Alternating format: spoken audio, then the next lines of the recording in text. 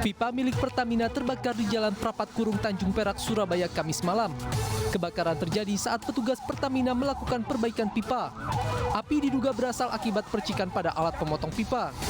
Kobaran api diselimuti asap tebal, membuat warga di sekitar lokasi panik. Petugas dari Dinas Pemadam Kebakaran Kota Surabaya dan Tanjung Perak yang tiba di lokasi langsung berjibaku memadamkan api. Api berhasil padam 1 jam kemudian. Tidak ada korban jiwa dalam kebakaran ini, namun lalu lintas jalan Tanjung Perak menuju Pelabuhan Tanjung Perak sempat mengalami kemacetan. Apinya keluar. Bapak jaga di sini Pak tadi Pak? Iya, jaga sini saya. Terus Bapak gimana? Lapor atau gimana? Langsung lapor ke Pertamina? Enggak, ada yang makan. Pertamina ada yang makan sini. Oh, sudah ada di sini. Ada yang makan. Oh, berarti ada lagi betul-betul berarti? Ada yang kerja. Oh, ada yang kerja. Pasca kebakaran pada Jumat siang, Jalan Prapat Kurung sudah dibuka untuk semua kendaraan. Namun petugas Pertamina masih memberi garis polisi. Sementara petugas Pertamina yang berada di lokasi tidak bersedia memberikan keterangan terkait pipa yang terbakar, apakah pipa BBM atau pipa gas LPG.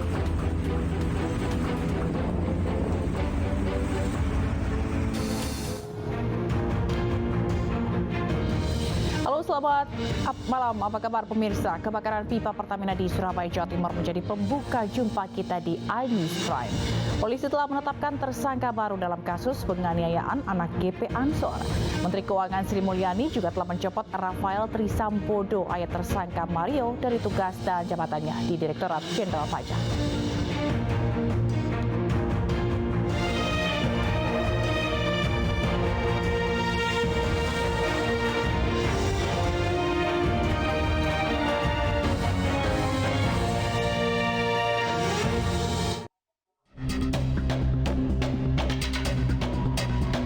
Polres Metro Jakarta Selatan menetapkan tersangka baru dalam kasus penganiayaan terhadap anak pengurus GP Ansor di Jakarta Selatan.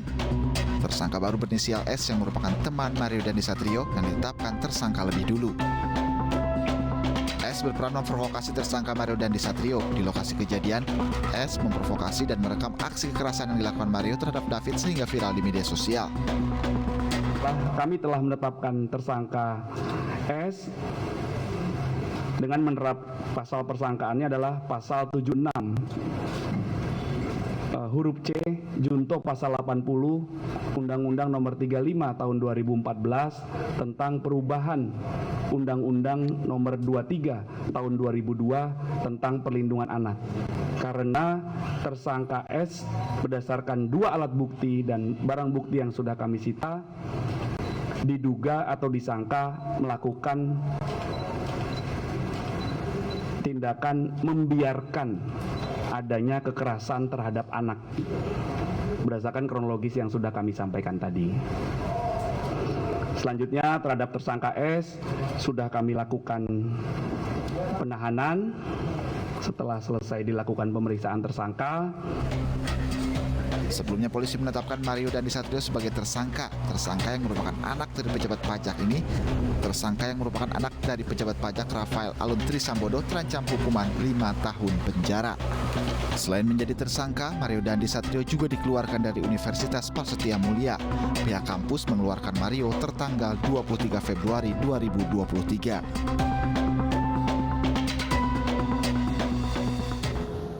Selain dijerat pasal penganiayaan, polisi bakal jerat tersangka Mario Dandisatrio dengan pasal lalu lintas. Pasalnya mobil Rubicon yang dikemudikan Mario Dendi menggunakan plat nomor palsu.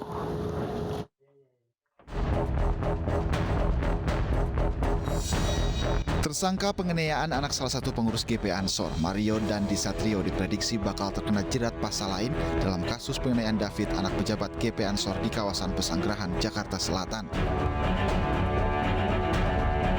Sebab menurut Kapolres Metro Jakarta Selatan, Kombes Pol Ade Ari, tersangka yang merupakan anak pejabat pajak ini mendatangi korban dengan menggunakan mobil Jeep Rubicon dengan plat nomor palsu.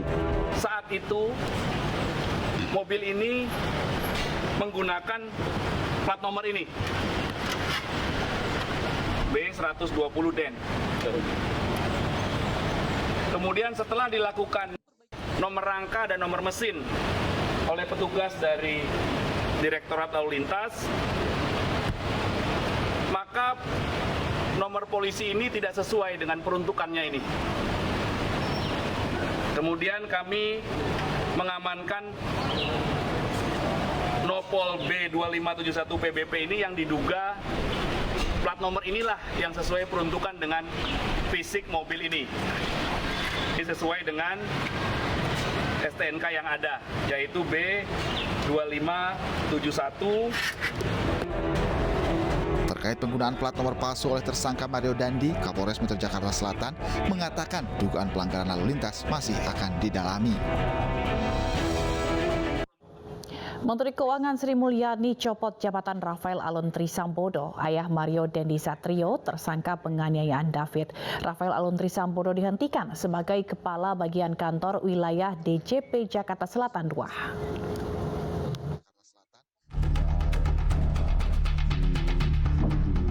Menteri Keuangan Sri Mulyani mencopot jabatan Rafael Alun Trisambodo sebagai Kepala Bagian Kantor Wilayah DJP Jakarta Selatan II.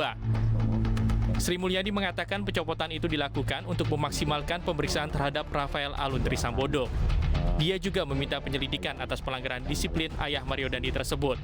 Dasar pencopotannya adalah pasal 31 ayat 1 PP 94 tahun 2021 mengenai disiplin pegawai negeri sipil. Sri Mulyani juga meminta Irjen Kementerian Keuangan memverifikasi aset harta kekayaan dari Rafael Alun Trisambodo.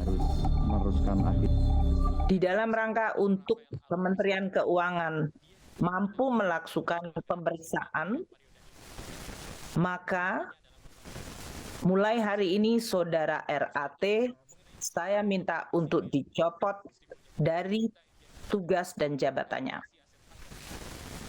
Dasar pencopotan dari jabatan struktural adalah pasal 31 ayat 1 PP 94 tahun 2021 mengenai disiplin pegawai negeri sipil.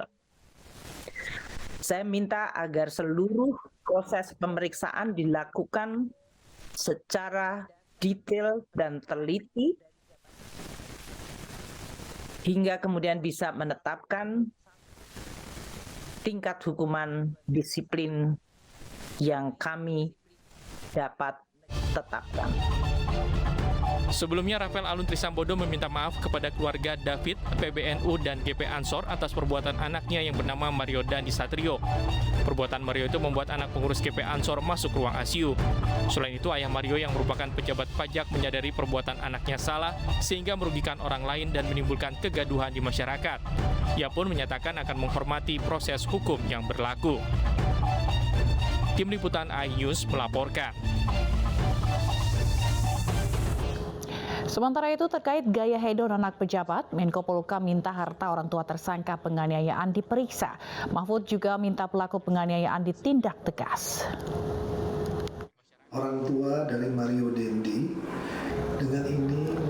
Dari hasil laporan harta kekayaan Rafael, Pusat Pelaporan dan Analisis Transaksi Keuangan mendeteksi adanya sejumlah transaksi yang janggal.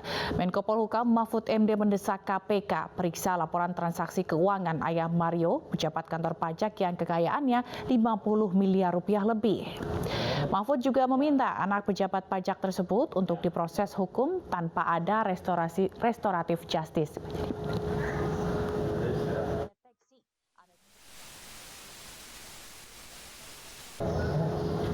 Seorang suami lempar istrinya ke laut dari atas kapal feri tujuan Merak Bakauni, Lampung. Selengkapnya sesaat lagi.